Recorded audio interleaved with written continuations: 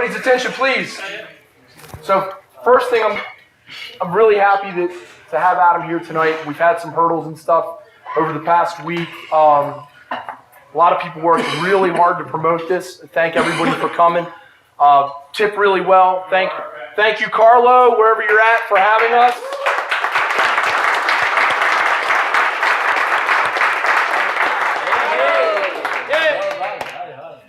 All right, guys.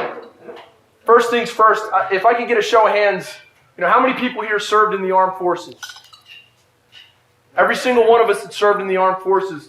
We took an oath. We took an oath to uphold and defend the Constitution against all enemies, foreign and domestic. The man I'm about to introduce, he served as a Marine in Fallujah, Iraq. The oath that he took it to heart, and he applies it daily, not only through his words, but his actions. He's been outspoken as part of the Iraq Veterans Against the War. He received the endorsement in 2010 of presidential candidate Ron Paul when he ran for Congress in his home state of New Mexico. He's spoken out on behalf of the cause of liberty on his TV show, Adam versus the Man, that aired on RT, and that reached a worldwide audience. Not only through his words, but his actions, he defends to this day that oath that he took by standing up for civil liberties, using the philosophy of peaceful resistance and nonviolent conflict, okay? We've seen the reports of children and elderly people being abused in the airports by the TSA. The TSA even detained U.S. Senator Rand Paul shortly after President's Day of this year.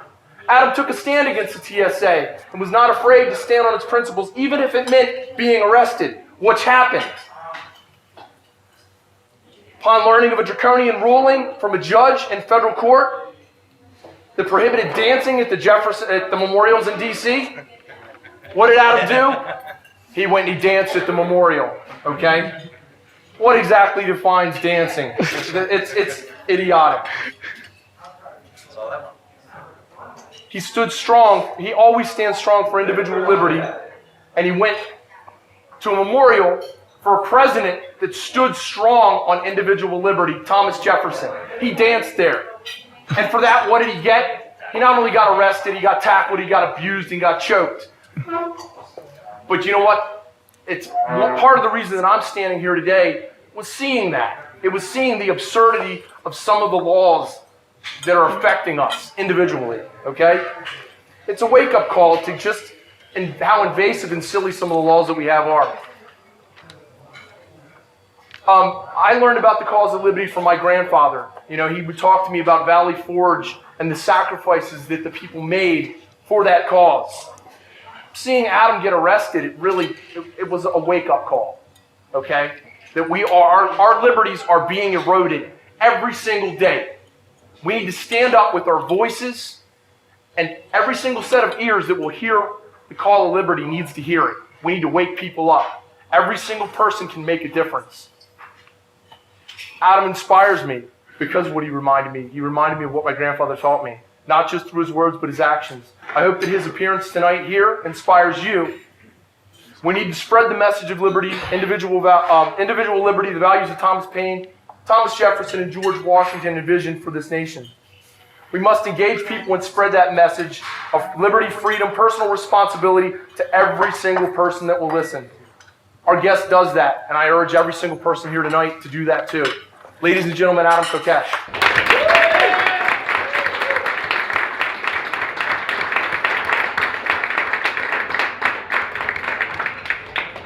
Bob has certainly been way too kind with that introduction. You could hardly call what I was doing at the Jefferson Memorial dancing. But some people, including some select law enforcement agents, mistook it for that, as you all probably know by now. And I'd just like to apologize for the sound of my voice at the moment. I'm still in drill instructor mode from leading the End the Fed march on Sunday. So I'm grateful for Bob for being there and for all the veterans who were there who inspired me to throw my voice behind that one, as you can tell. Now, 2 days removed, I'm still dealing with that.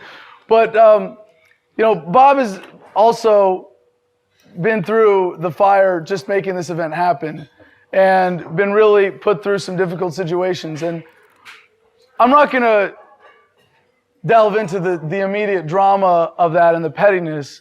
I will tell you why when I conclude my remarks tonight. The implication from that and the lesson to be taken away from what we see here as potential organizers, as students of liberty, as students of the message, as people who want to live our lives better by the philosophy that we espouse in order to bring about the world that we want to create for our children.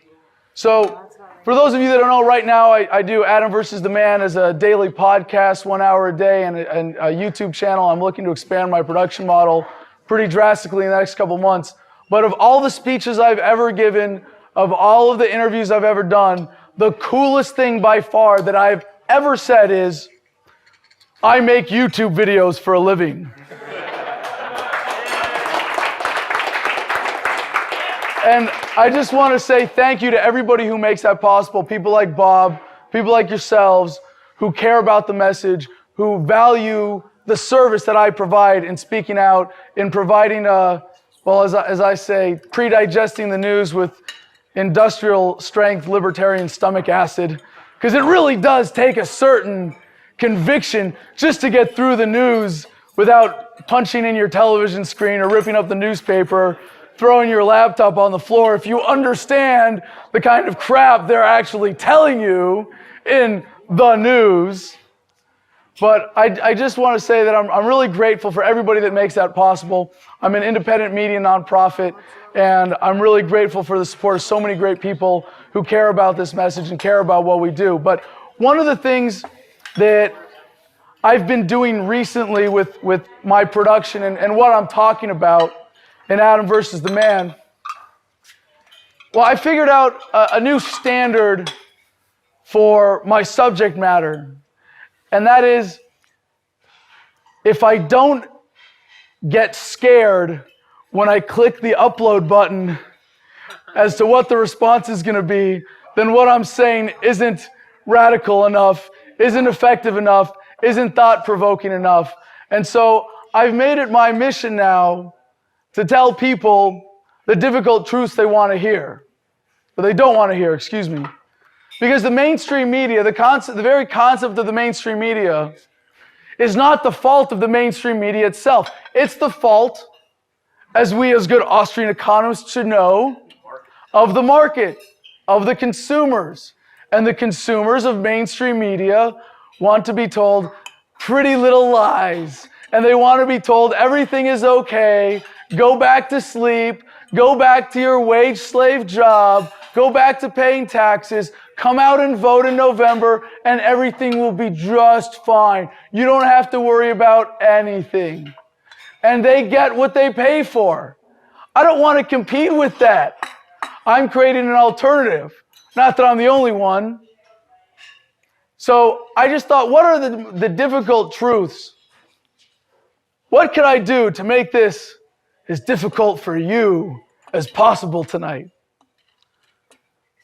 So I'm going to tell you something about my experience in Iraq and something that I did, because we're going to take some time to deconstruct the fallacies behind our current foreign policy. Because it's much easier to see the truth from that perspective than to try to argue facts or numbers or statistics or based on your own good feelings about what a better foreign policy would be. And I'm not going to use appeals to emotion in breaking that down and giving you something of value that you can take in your activism and your outreach and talking to others when foreign policy comes up.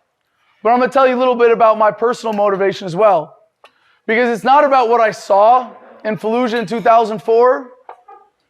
It's not about coming home with PTSD. It's about what I did that motivates me.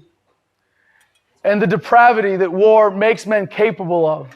And having faced up to that and come home and been able to not just admit my own culpability in the global war of terror, but also coming to grips with that and finding grounding for that and dealing with my own PTSD. So I'm going to tell you some things that are difficult about my experience, some things that you're not going to like to hear. I'm going to tell you some things about our movement that you might not like to hear. but that I think are absolutely essential to moving forward and growing the cause.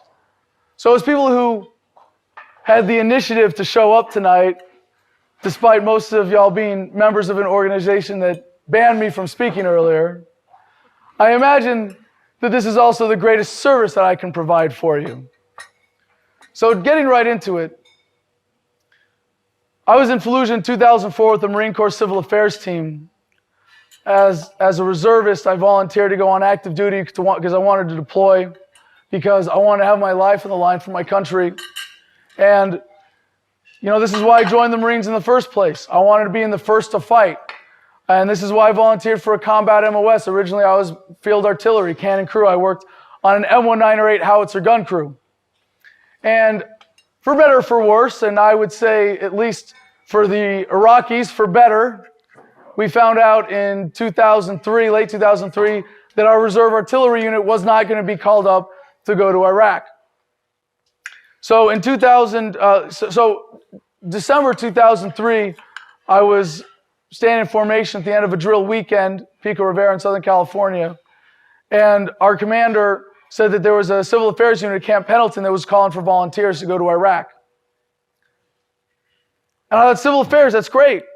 We actually get to help people. And for the record, I was against the war before the war. If you recall, the height of the anti-war movement was not the surge or any of the recent protests. The height of the anti-war movement was February of 2003, before the war in Iraq even kicked off. There were 3 million people on the mall in Washington, D.C. There were millions in major cities all over the world, people begging, pleading, demanding that the war in Iraq not happen. Having seen through the lies, and it's kind of embarrassing to think that as the aggressor nation in that conflict, and yeah, you can go back, I don't mean to hate America first. And by the way, if I may go on a tangent there, since when did it become hating America to hate on the American federal government? Since when did conservatives decide that libertarians were anti-American because we took their principles to the logical extreme? Because we took their principles seriously? Because we actually wanted to apply the Constitution first? Because when we criticize the federal government, we do it from principle, not from wishful thinking. And yet then they want to say, oh, you're going to criticize the government? You must be anti-American. Oh, hell no. As long as I'm in drill instructor mode, oh, hell no! So, I was against the war before the war, and I went to the one-day student walkouts in February 2003, not as a member of the military, just as an individual student, happy to have an excuse to skip class for a day, right? And then the war happened anyways, and you could say I was anti-war and pro-occupation for a time, which is really an embarrassing thing to say at this point. But I thought that what we were doing, at least I fell for the propaganda at the time, that what we were doing was cleaning up our mess, responsible foreign policy, trying to do good by the Iraqi people. So I was really excited to have the opportunity to volunteer for civil affairs. And they told me that I was accepted after this arduous application process, switching units and all that, because I was majoring in government and psychology. Such was the wishful thinking of civil affairs in early 2004 that we were going to be psychoanalyzing the Iraqi people and designing good local governments for them. Right. Well, we found out that wasn't the case pretty soon after getting in country and realizing that despite the propaganda saying that civil affairs was going to be the tip of the spear, that this was about helping the Iraqi people, about rebuilding the country, we were given a subsidiary role to the infantry. And it was still the guys in the, they thought of as white hats, running around chasing all the guys they thought of as wearing black hats. And civil affairs took a back seat, and yet we got the impression from our relations that the real purpose was to be a fig leaf. In fact, one of our commanders, one of our officers on my team came up with the saying for civil affairs as a slogan, "We care so that you don't have to." And to the macabre Marine Corps sense of humor, that was pretty hilarious. We care so that you don't have to. You can keep killing all the Hajis you want, and we'll go clean up your mess, and we'll go pass out battle damage claims, and we'll go smooth everything over. And I taught myself Arabic so I could be a better communicator and better relate to the Iraqi people. Not that I got good enough to really conduct any serious business, but for a while I ran a checkpoint without a translator, which was, I think, a significant accomplishment. And at one point, our team commander even ordered us all to grow out our mustaches so that we would be better able to relate to the Iraqis. Never mind that you're, in camouflage, in a flak jacket, carrying a gun and a helmet with a sidearm, in a Humvee, while bombs from your aircraft are falling around. If you just grow your mustache out, they'll really be able to relate to you better. And this comes back to a theme we're going to return to on dehumanization of the enemy. But that was also very important to the things that I did that I regret, that motivate me today. During the siege of Fallujah, which was in April 2004, as you may recall, precipitated by the 4 Blackwater security agents who drove across the southern bridge over the Euphrates into the city of Fallujah before being ambushed, having their bodies pulled out of those vehicles, and strung up on the northern bridge over the Euphrates and burned on international television. We had to go do something. Fallujah was the one city that we hadn't gone through, so the city was under siege. I was there in combat for 18 days straight before being pulled with our team to set up a civil military operations center. And how many of you hate police checkpoints?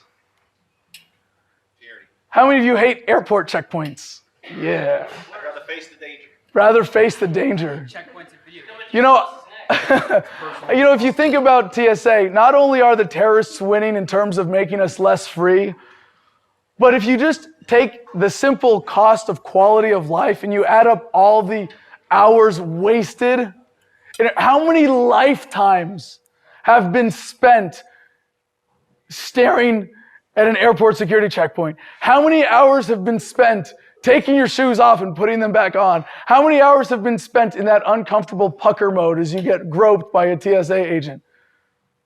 I'm sure it makes the number of people in the history of the world who have died due to terrorism pale by comparison.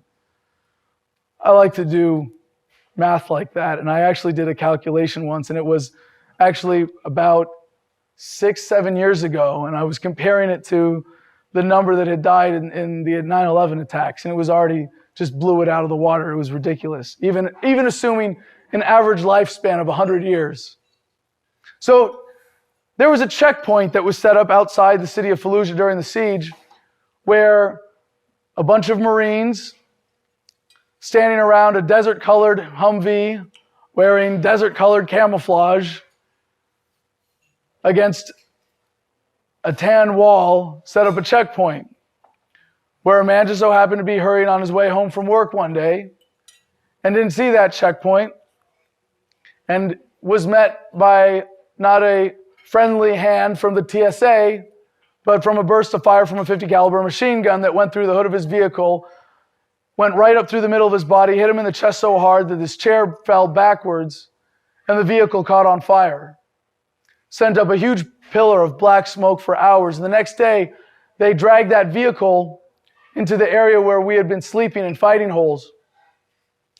And can you guess what we did?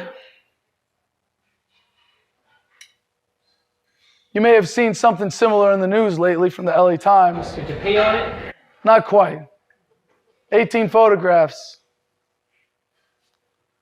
All 6 of us on our civil affairs team, supposedly the tip of the humanitarian spear. We sat on the hood of that car and had our pictures taken with Crispy Johnny. And the only qualms that I felt about that at the time were the fact that I was taking a trophy picture with somebody else's kill. But it gets worse for me. I had a girlfriend in college who said when I left, bring me back a bloody rock. And I saw Crispy Johnny, I said, I can do you one better.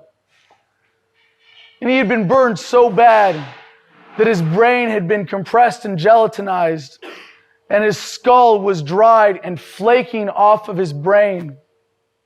And I went and I pulled off a chunk of his skull, and I brought it home in a Tic Tac box. I don't know if that says something more about me or her, the fact that she didn't say anything.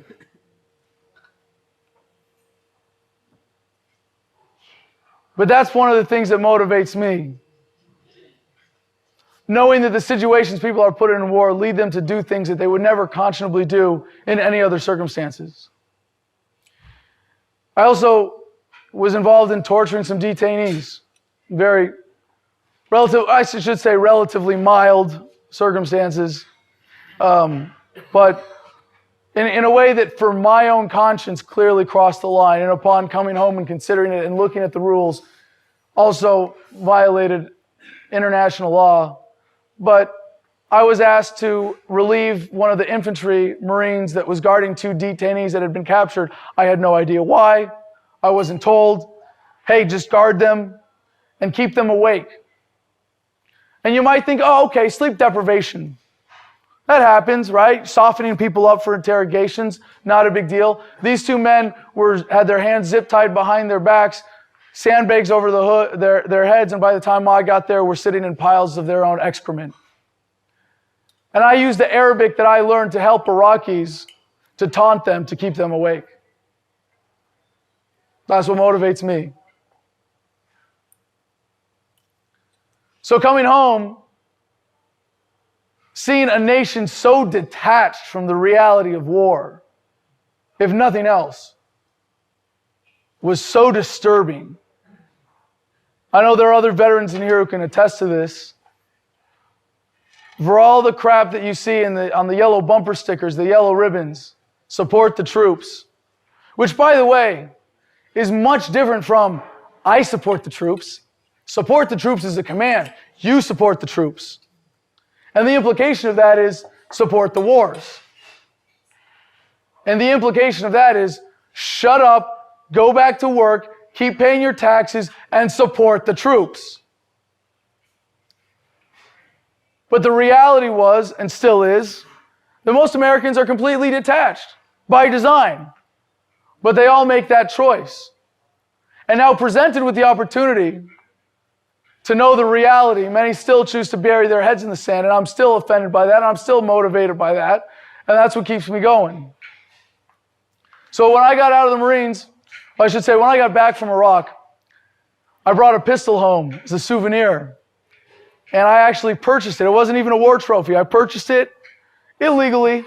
I purchased it from an Iraqi cop. No moral regrets, except that it was stupid. I brought it home and I got in trouble for it. I got caught. And I ended up, after volunteering to go back to Iraq, as a sergeant with civil affairs experience who spoke Arabic, mowing lawns and managing barracks for an entire year while we waited for Naval Criminal Investigation Service to finish their investigations of the Hamdaniya and Haditha incidents before getting to my petty case. So being a perfect example of government waste was just enough to motivate me when I got out to start questioning things. Because otherwise, I might have buried my head in the sand too. I might have taken all the symptoms that I'd already been experiencing with PTSD and buried them and never addressed the root causes behind them. But I decided to speak out instead. And I joined Iraq Veterans Against the War, and as many of you know by now, the tragedy that is the American anti-war movement, if you can even call it that, was more of an anti-Bush movement than an anti-war movement. And for those of you who are libertarians who understand the implications of that philosophy as it applies to foreign policy, thank you for being the true anti-war movement. Because when I came home, and that was the only game in town, that was where I spoke out, that was where my voice was heard, that was where people were eager to hear it, because they wanted to score points against the Bush administration. They didn't care about me either. They didn't care about what I believed in. They didn't care about the message of liberty. They didn't care about my own moral philosophy. They just wanted me to tell blood stories. They just wanted me to tell horror stories that make people want to elect Obama. And of course, I was always outspoken as a Ron Paul supporter going into the campaign in 2008. And I thought the best thing that I could do to support that cause was to represent him in the anti-war movement. And that forced me to really explore my own beliefs and become a better advocate of liberty for myself. So, having been through that environment, surrounded by lefties in the anti-war movement, I really was forced to confront the philosophy of liberty directly. And I can only describe what I went through as a transformation from being an intellectual or an issues libertarian to being a philosophical or even spiritual libertarian. And it's an important distinction. Does everybody here know the Nolan chart? World's smallest political quiz, the diamond. Anybody can check off, hey, I agree with that, I agree with that. That makes sense. And to any child who's not indoctrinated into a particular way of thinking, of conservatism or liberalism, and I could spend another hour just deconstructing the horrible psychological scars behind the entrenchment of those two schools of thought in the American political psyche today. But if you're not indoctrinated into a particular way of thinking, it's pretty obvious that the world just kind of works better when people are free. The world just kind of works better when people are allowed to put what they want in their own bodies. The world just kind of works better when people are able to engage freely in the market for mutual benefit and free exchange and keep the product of their labor.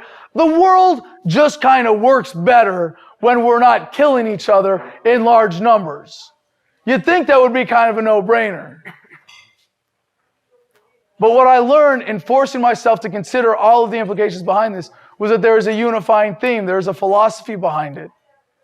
As Ron Paul has said, economic liberty and personal liberty are inseparable because it comes down to a moral code of non-aggression, of respecting the rights of self-ownership of every one of us as beautiful, independent, free human beings.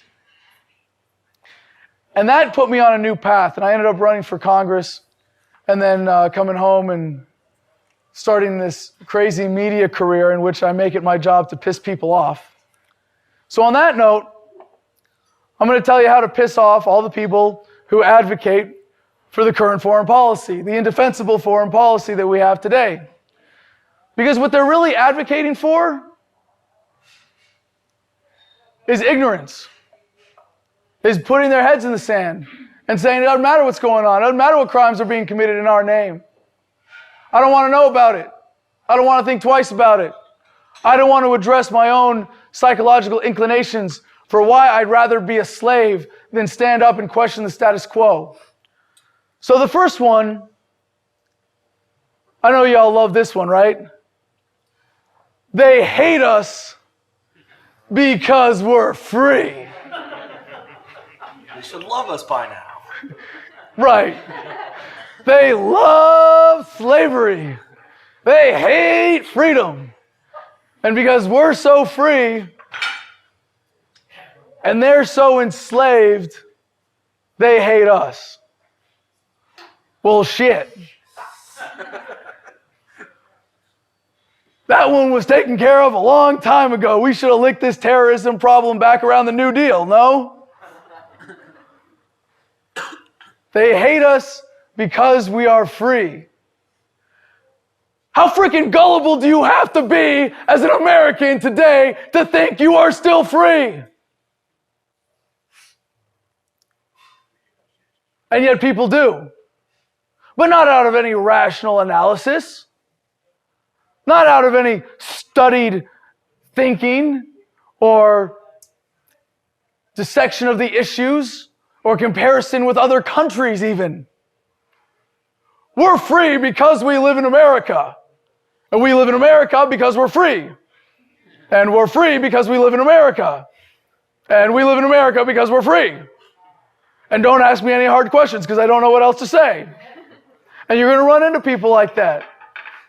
You think, what is it that you do to snap them out of that? It's nothing less than Stockholm Syndrome. The love of your captors. And what's behind that is a belief that maybe you shouldn't be free. Maybe you should be a slave. Maybe you should just go along to get along. Maybe you should ignore principle. Maybe you should ignore the law itself. Maybe you shouldn't make waves. Maybe life would just be easier if we went along with the status quo. I've been accused of being a radical. But in a state where the status quo is so sickly, you have to be immoral to not be a radical.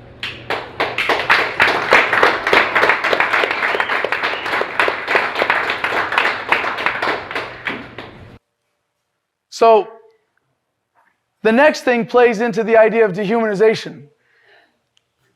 As I told you from my personal stories, there's a certain amount of conditioning that goes into making people capable of things that are unnatural to them.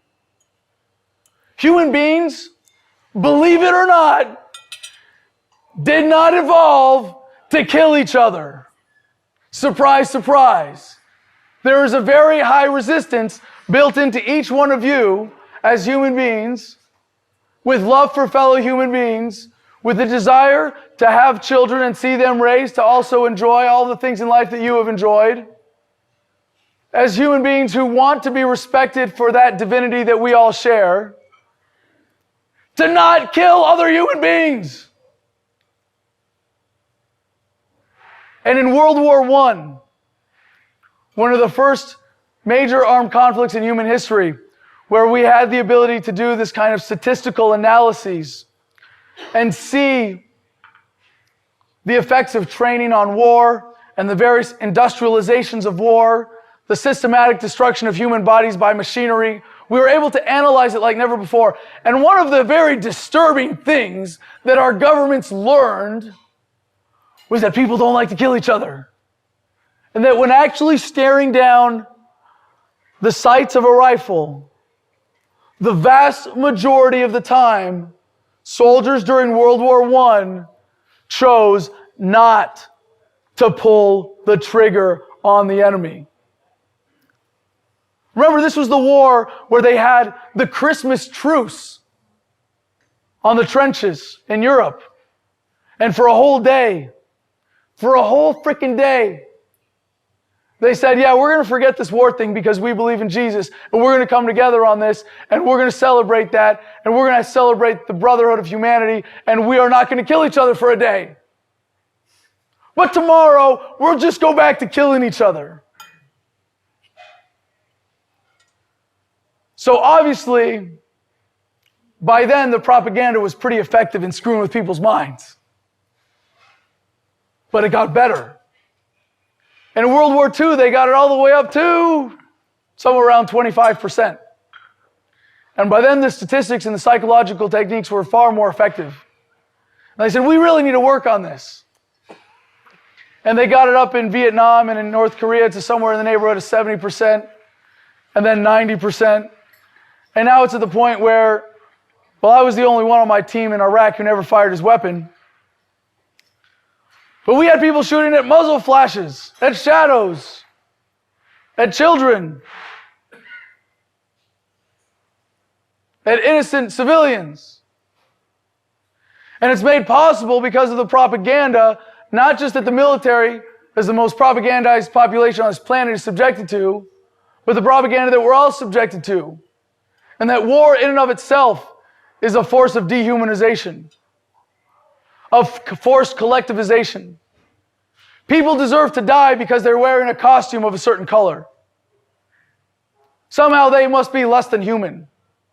And that is what drives these wars. That is what drives these policies, or one of the underpinnings, rather, of these policies. That we are all capable of this. And the psychological thing behind this is really simple. It's called downward social comparison theory. For people that are insecure, they do not have a confident sense of themselves. They gain a sense of ego and pride by creating in-groups and out-groups. And in fact, it's ironic because it's the Arabs that have the best saying that describes this. Me versus my brother. Me and my brother versus our neighbors. Me and our neighbors versus the next town. Our state versus the next country. Or our tribe. I think I skipped tribe. In the Arab version, tribe's definitely in there somewhere. But in order to make this foreign policy plausible, they have to convince us that somehow, while big government works so well over here, It's going to work even better over there when imposed by our military because those poor dumb brown people on the other side of the planet are subhuman. They're not smart enough for a republic. They're not smart enough for a democracy yet. We just have to occupy their country for a few more years. This modern version of the white man's burden has serious implications for the way that the war is conducted, and then in the implications of that really lays bare this premise. Big government that doesn't work here will somehow work over there. They don't hate us because we're free. They hate us because we're over there. Simple as that.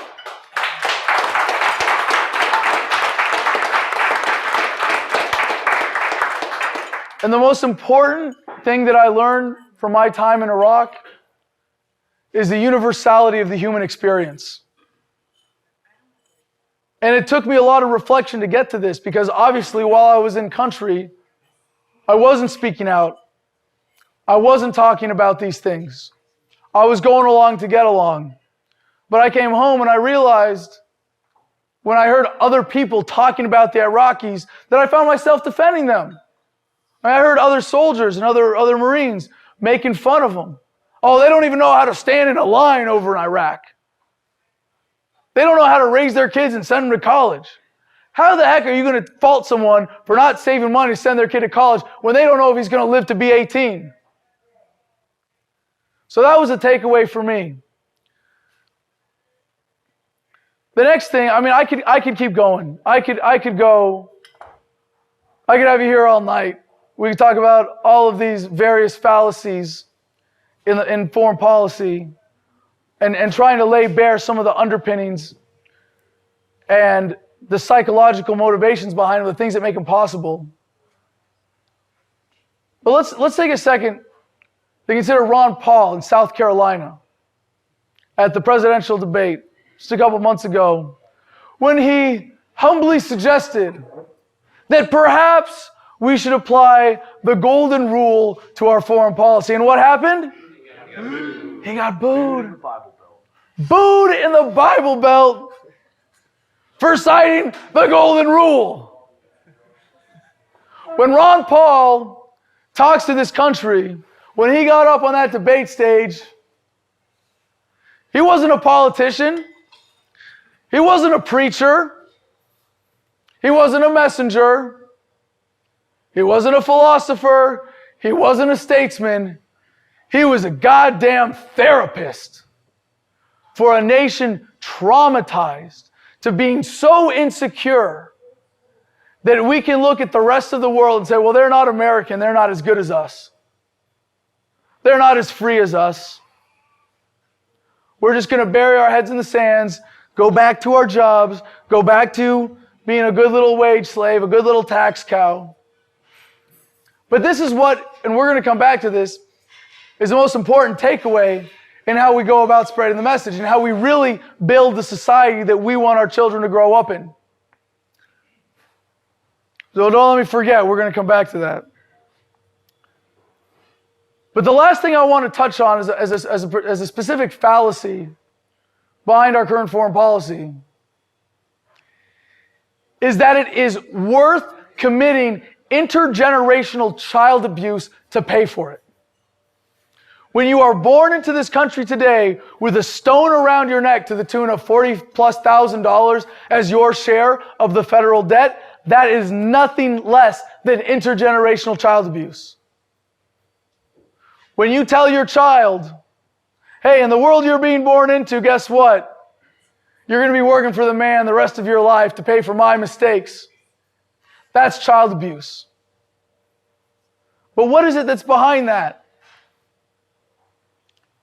Every kid figures out inflation when they go, holy crap, comic books used to be 5 cents each? And they ask their parents, how does that work? Why are comic books, I was going to say $1.50, but that's going to make me seem old. How much are comic books now? Like $4 for, I mean, I assume as a commodity, it's kind of roughly keeping pace with oil, paper costs, printing, all that. $4. $3.50, $4 for a comic book. Every kid figures out inflation, at least what it is and what it means for them, at least in the immediate decision-making process as a consumer, by the time they're 10 years old. Kids aren't stupid. It's the parents who are stupid, because you know what happens? Kids ask them and they say, Mom, Dad, where does money come from? Santa Bernard. Well, the stork comes and drops it off at the bank. Don't ask any more questions, because I don't know, and I don't want you to think that I'm stupid. I don't want you to know that I'm complicit in this, that I learned about inflation too, and I never bothered to find out. I never bothered to figure it out. I just accepted it. I just went along to get along and didn't ask any questions. But what happens today in the age of the internet, when not only do we have that truth button one click away right there, the entire wealth of human knowledge, the ability to ask why, and now we've got kids with the truth buttons in their pockets in high school. How crazy is this that we are sending our children to government-run indoctrination centers where they are being propagandized and in many cases deliberately lied to by their teachers, or at least teachers who are knowingly passing on bullshit propaganda, and we put the truth right there in their pocket, and then if they pull it out in class, we yell at them. How crazy is that? What cognitive dissonance are we creating with this right here? And this is the thing about my generation. By the way, I just turned 30. No, boo. You're not supposed to trust anyone over 30. And I'll be telling you that I just turned 30 for the next 10 years. So there. But anytime you're on the cusp in between generations, I was born in 1982, you always identify with the younger one. So I'm a millennial. But I'm a millennial because I feel like I grew up with the internet. Generation Y. We ask why. And when it comes to government, we don't get very good answers, do we? And if I may, as an aside, because we have a slightly older crowd tonight than I'm used to at most of my engagements. Hey, I resemble that remark. Thank you. I want to say that while I'm grateful for the predictable phenomenon that so many young people in Generation Y, people my age and younger, are figuring this out, are getting engaged because they see the future in front of them, I have an immensely greater amount of respect for old people advocating for liberty, for not saying, I'm just going to collect my government checks until the day I die and let the Ponzi scheme collapse and let my children inherit this screwed up system. So to all of you who don't have that extra rational self-interest of being young, thank you for being here and thank you for being a part of this movement.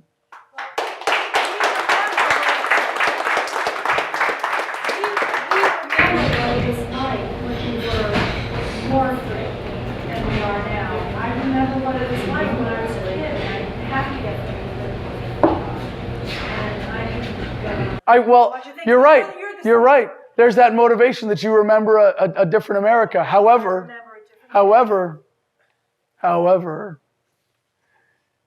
did everybody else forget?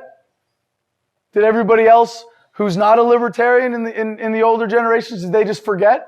No, they are willingly making the choice to say it's okay for my children to grow up in this world. They are willing to do that. And you are, by being here, by taking the time to listen to me run my mouth, and for all the involvement in the movement that you have, I'm so grateful that you are making the right choice when so many people are making the easier, wrong choice. Ben Franklin said it best, anybody willing to sacrifice. Ben Franklin said it best, anybody willing to sacrifice liberty for safety will have neither. Well, unfortunately, there are a lot of people who will benefit from the Ponzi scheme of Social Security and go to their graves never having questioned this. But they will also not get to die as all of us do, without the regrets of just having been good little obedient tax cows our entire lives. Apathy is treason. So, I've actually made the case that it's possible Steve Jobs did more for human liberty than Ron Paul ever could. Because now we don't debate facts. You notice how the conversations have changed just in the last 5 years in every modern industrialized country in the world? It's amazing. Never in a conversation do you go, I wonder what that date was. Oh, who was it that did that? You look it up. You figure it out. There's no going on a hunch anymore. You've got the entire wealth of human information right there at your fingertips. And pretty soon it's going to be embedded in your contact lens, if not somewhere in your skull in a few years. RFID chips. No, I'm talking about the Google glasses. Yeah, Google is coming up with the glasses with the pop-up lenses. Everything right there. That's the world that we're coming to. And it's very exciting.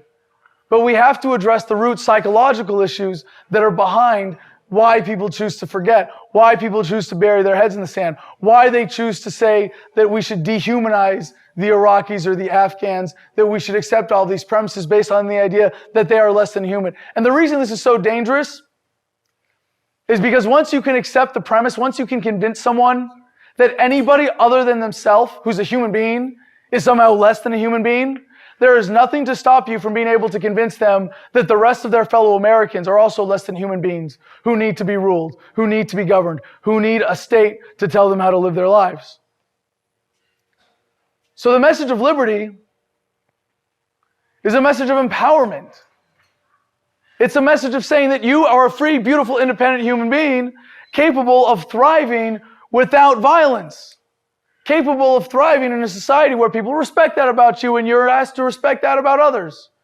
And we don't take all of these unhealthy, disgusting things that human beings are capable of, all of our desires to control and manipulate and dominate others, and institutionalize them in this magical thing called government, where moral rules don't apply.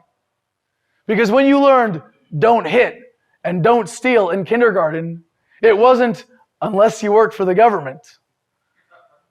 You might have heard, thou shalt not kill. Does this sound familiar to anybody? Last time I read thou shalt not kill, the next line wasn't, unless your dear leader gives you a gun and a one-way ticket to the other side of the world and some brown people to target. It was thou shalt not kill. And yet we create this moral exception for government. Thou shalt not murder. Should I be more precise? All right. Because we do believe in self-defense. Absolutely. We believe in defense of property. I do. Speaking for myself. Thou shalt not murder, thank you, is a much more precise way of saying that.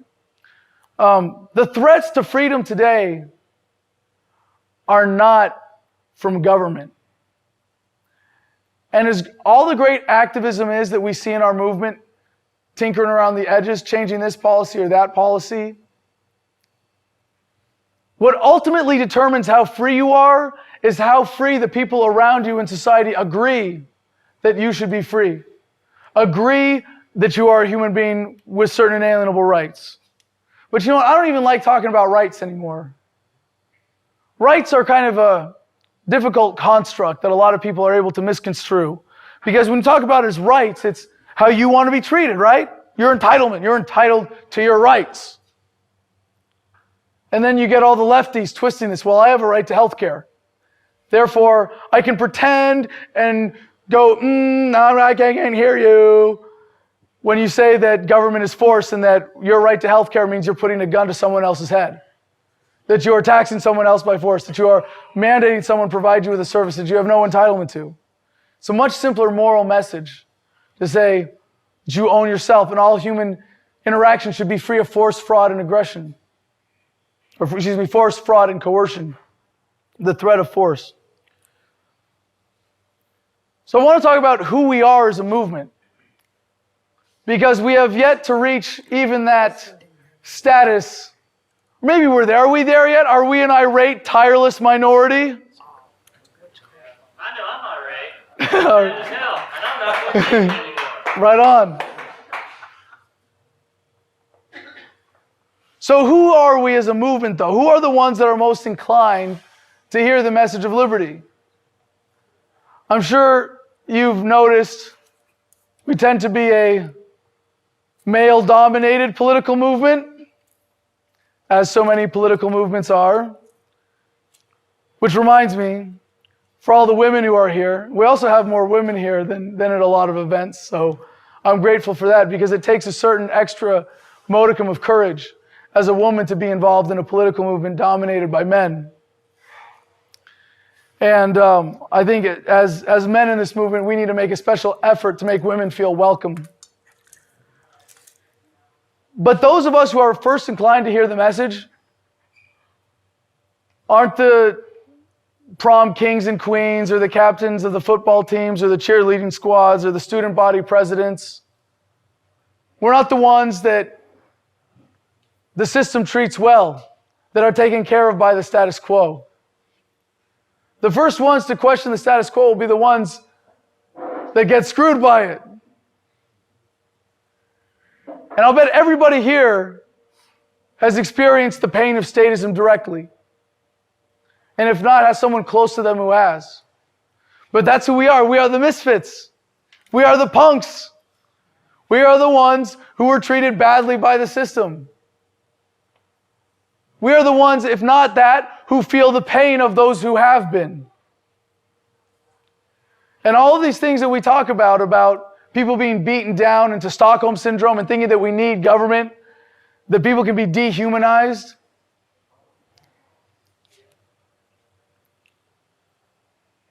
They feel the pain too. They know it's there. But there is something that prevents them from feeling that empathy. And that's the sickness of statism. That's part of the real sickness of statism. How it forces that distance, that disconnect, that callousness, that inability to feel the pain, to empathize with fellow human beings. But that's what it conditions us to do. That's what it sets us up for. But that's what's so great about our message. The message of freedom isn't government is bad and statists are evil and all you sheep will need to wake up because you're asleep. We are improving the market of ideas. We are encouraging people to stand up for their rights, to embrace the fact that they are human beings, that there are certain things implied by that, and that they have a right to stand up for themselves, and that they have a right to live like government doesn't exist, and be all the happier for it. And so the conclusion that I've come to from all of this is that the best way we can spread the message is to live well, to enjoy life, to have fun. And as Ron Paul said, if you're not having fun, you're not doing it right. And I have to say, Bob, there was one other thing you forgot in your introduction. Not only was I willing to stand up for my rights and stand up to the TSA, but I was also willing to stand around in my underwear in public when it was necessary.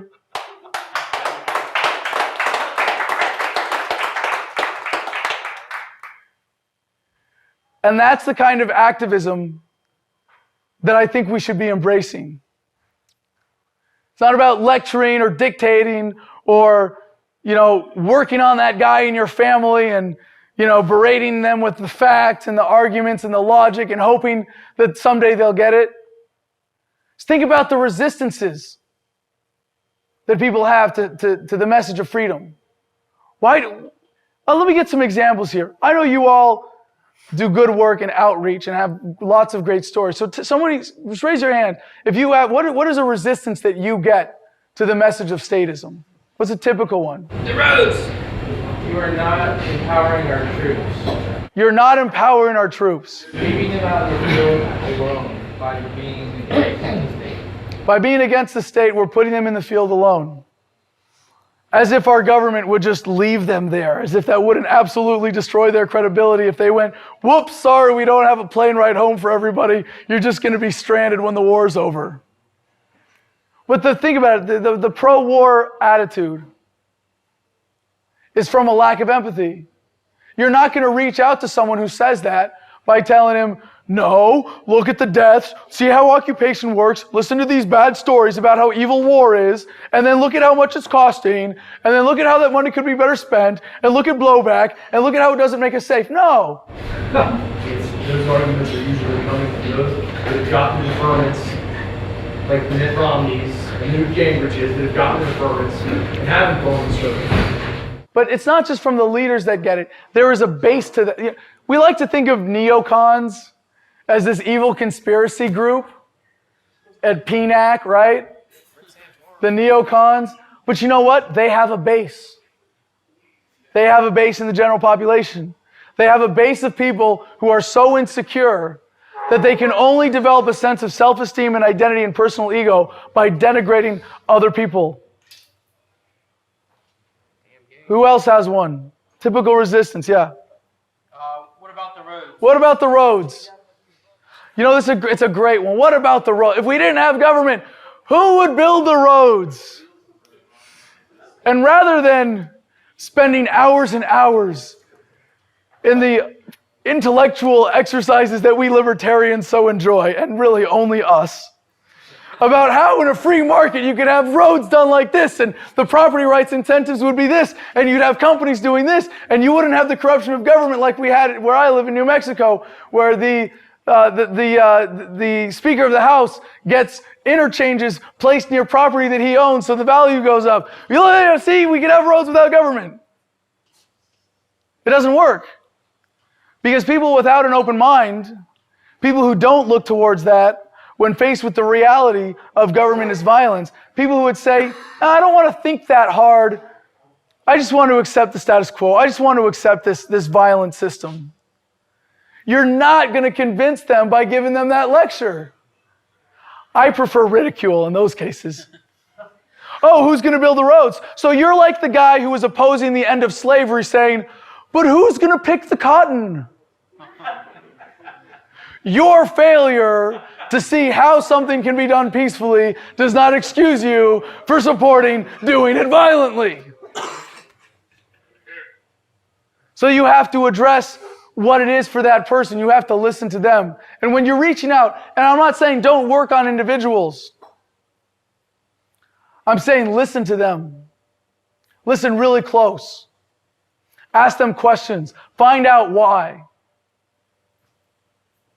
Find out what abuse they have suffered that has put them in an unhealthy psychological state where they are unwilling to accept the simple moral message that is the message of liberty.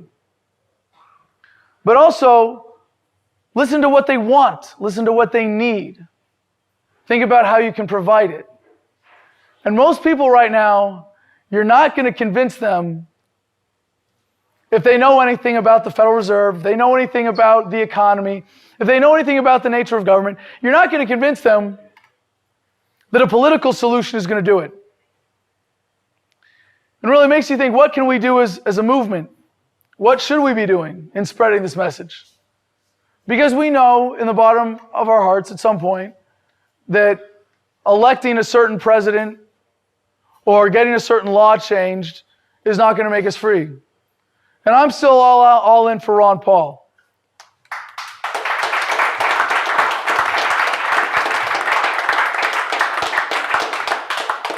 Veterans for Ron Paul will be marching on the RNC in Tampa, and we will make it clear that should the delegates to the RNC nominate anybody for president who just so does not have more campaign contributions from active duty troops and all other candidates, including Obama combined, they will be exposed for the Henry Kissingers that they are. Henry Kissinger, who as Secretary of State said, military men are dumb animals to be used as pawns in our foreign policy. We will expose them for the troop haters that they are. When you see a sign that says, I support Barack Obama, I support Mitt Romney, Don't see too many of those. Yeah. I haven't seen one yet. Seen them all. they're there. Except in your video. Except in my videos, I find them. Or Newt Gingrich for president, They have those? $2.50 each. All you have to do is go online and buy one Newt gallon, $2.50, you get a yard sign. For these men who would continue the status quo, sending troops back into combat when last year there were 110,000 soldiers on psychotropic medications, many of whom were sent back overseas. When we have 18 veterans a day committing suicide here at home, when the most effective treatment for post-traumatic stress disorder, marijuana, is illegal, and if you want to take care of yourself so that you don't have to crawl into a bottle and destroy your life, you have to be a criminal. I can tell you from experience, I ran a peer support group called Homefront Battle Buddies for guys coming home dealing with PTSD. The ones that drank alcohol destroyed their lives. The ones that smoked pot were able to deal with their symptoms and then address their real issues. So when you see a sign like that, I just want to translate it for you. When you see a sign that says Obama for president, Mitt Romney for president, what you should hear in your head is, fuck you, troops. Fuck you. Go back to combat. Go back to feeding the system, the military-industrial complex. Go back to your jobs. Come home, and is for all the lip service, for all the yellow ribbons, we don't care about you. That's the message. So if you care about their humanity, the choice is obvious, Ron Paul. The website we're almost ready to launch is ronpaulisthechoiceofthetroops.com. But back to the subject at hand, how we grow the movement, how we provide something of value to people. It's about opportunities. It's about empowerment. And if you tell someone that they're wrong and they're guilty and they're culpable, that's not how you empower them to take responsibility for it, to take charge, to be engaged, to have a positive impact, to live by the values that we espouse. You do it by bringing them in, by having a good time, by showing them a good time, by showing them how being a libertarian makes your life better. Is it true? Does being a libertarian make your life better? Yes. Heck yeah. Let me get some examples of that. Who wants to tell me how being a libertarian makes your life better? I run red lights. He runs red lights. Defiance of government roads. Back to the road again. Every stop sign is optional. Every stop sign is optional when you're a libertarian. It's Oh, cops. There you stop. If it's no cop, it's optional. All right. What else? Come on. Are there any libertarians in the room here? I mean, Is there we have Pork Fest. What do they have? The Republican National Convention? Pork Fest versus the RNC? There you A go. lot more fun. Why is Pork Fest so much fun? I mean, you just look at the people that every year, like people talk about it. Like it's like, oh man, I had so much fun. You know, yeah, you meet such great people. It's almost like it sounds like when you're like, because I was in the military too. You meet friends in the military. You make friends there, and you have them your whole life. And your friends follow you around. You can go anywhere, and hey man, look, I'm in South Dakota. Oh cool, I'm 20 minutes away. Meet me here. You can stay at my house. You'll get that. It's a community. It's a brotherhood. To use a bad gender-specific term. I live with one of my best friends. I mean, we were both libertarians. That's how we met. We were both vets. We were both libertarians. I was in a tough spot, and he was like, hey, move in with me. The freedom movement is a community. Because when someone has demonstrated their commitment to these principles, you can trust them to live by those principles. When we say that government and society should be free of force, fraud, and coercion, people that have demonstrated a commitment to that, I don't know if you notice this, but libertarians tend to be better people. You don't see a lot of libertarians turn around and, violating someone's property rights in theft or murder or getting into fights. You don't see it. Defrauding. There's a certain standard of honesty and integrity in our movement. And you have a community based on that. And it's a strong community. And you can feel like, oh, hey, that guy in the Ron Paul t-shirt, you can, or with the bumper sticker, you can honk at him, right? No, hey, there's another one. You can see a guy, in the store wearing the Ron Paul t-shirt and be like, hey, I know you're one of us. Bob? I was going to say it's the embracing of personal responsibility. And like Ron Paul says, it's the golden rule. I mean, as libertarian, anybody that's embraced libertarianism understands that principle. I mean, you treat other people with the respect that you want reciprocated. And it's a much more peaceful and happy society if everybody would embrace those ideals. I was just gonna say, the first time I felt like part of the family was at the after party of the Troops for Ron Paul down in D.C. And I had never ever been to a bar filled with people that were like-minded like myself. And you know, they don't tell you not to talk about politics at a bar, but this is just something I'd never felt before. It was just like a rush of positive energy, just looking around and seeing everyone smiling, and you know, we're in there for one goal, liberty, and it was awesome. I won't forget it. Why do we call it the Lovolution? Love what we do. We're treating people with the respect that we desire. We're treating people the way that we want to be respected, the way that we want to be treated, with love, with faith, with respect. And it's the truth. Coming to the truth, the shedding of illusions that are holding you back, being able to see the world as it is, knowing that you are seeing it how it is, not how someone else wants you to see it. Knowing that you are living your life based on decisions that you make of your own free choice, free of others' influence. Knowing that you are doing everything that you can to create a better world for your children, confident in what we are doing, knowing that it is the best thing that we can do to make the world a better place. Knowing that we are bringing a moral message to humanity. Knowing that what we are doing is furthering the species, bringing us to the next point of society where we're getting past this phase of statism. Because it's not long. It's not going to be here for long. I mean, I look at people my age, and I'm hopeful, but I look at people in high school today. I'm the oldest of 5 siblings. Adam, Andrew, Alex, Alden, and Audrey. My dad has a big white Suburban, and the license plate says A-Team, so you know where I get my weird sense of humor. I look at them and I go, holy crap, they're the ones with smartphones in their high school classrooms going, man, my teachers are full of it. This education is, I'm waiting to get my degree because I learned all the answers for the test from Google this morning in 5 minutes. I don't need this class. Self-guided education is an important part of our movement as well, but when we look at the bigger picture and we see what's coming, all you can really do is decide what side you're on. Are you going to boldly embrace the truth? Are you going to boldly live by your values? Are you going to preach love? Are you going to live by that? And I can stand here and say, you have a responsibility to your children. You better be a libertarian or you're a bad person. But that's so contrary to the message itself. All I can say is that I hope you will all join me in making the choice that I have to do everything I can for this cause. Thank you very much.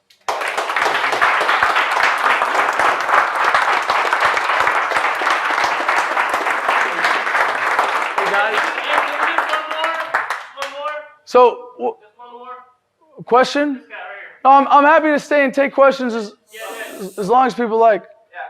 Until we get kicked out. On the way here, I saw a car with a bumper sticker for O'Malley and Ron Paul on it. And something that really aggravates me is how people think that Ron Paul can't win an election. If there could be a car out there with an O'Malley and Ron Paul bumper sticker, then I don't know how in the hell else there could be a Republican out there that can get Democrat votes. Any thoughts? The wife voted for O'Malley, the husband voted for Ron Paul. Well, hey, let me just say one thing. We're really grateful. We're really grateful for the owner again, Carlo, who let us do this, and for Bob for setting it up, and for everybody who helped promote this event. Thank you so much. I'm really grateful because this is how I make a living, spreading my message, getting people engaged, and providing something of value for you. I hope it was of value for you. I'm always the last person to leave. I will stay until as long as anybody has questions to ask, even if we're in the parking lot. But one shameless plug, if I may, if you'd like to donate to support my show, please grab a sticker with the QR code. As a reminder, AdamVersusTheMan.com, or if you'd like, you can buy a hat or a hoodie or a t-shirt here and help support what I'm doing and promote the cause by wearing a QR code. Future technology, cool stuff. You can spread the message while standing in line without even knowing it because it's on the back. Actually, we had someone write in who said that happened to them, that they turned around and there was someone like with a phone.